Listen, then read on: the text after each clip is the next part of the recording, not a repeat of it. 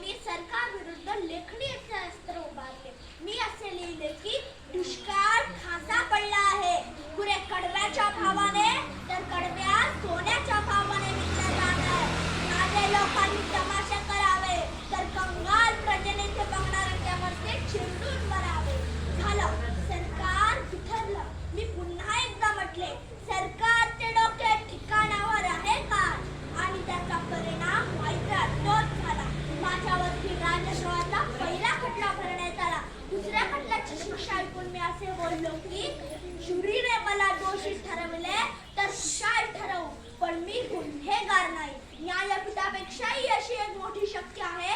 कदाचित ईश्वराची इच्छा असेल की मला शिक्षा व्हावी आणि त्या कारणानेच माझ्या कार्याला उचित दशा यावी. मला 6 वर्ष काळ्या पाण्याची शिक्षा देण्यात आली. माझी रवानगी मंडळाच्या तुरुंगात झाली. तेथे मी गीता रहस्य हा ग्रंथ लिहिला. सत्यभामेच्या निधनाची बातमी ऐकून फारच दुःख झाले. लोकांनी एकत्र यावे यासाठी शिवजयंती, गणेशोत्सव असे सार्वजनिक उत्सव मी सुरू केले. 1 ऑगस्ट 1920 ला माझा काळ आला. आम्ही पेटवलेली क्रांतीची मशाल माझ्या अनेक देशवासींनी पेटवून ठेवली आहे. फक्त एकच माझे जहाल मत, जो या माझ्याशी बेईमान झाला त्या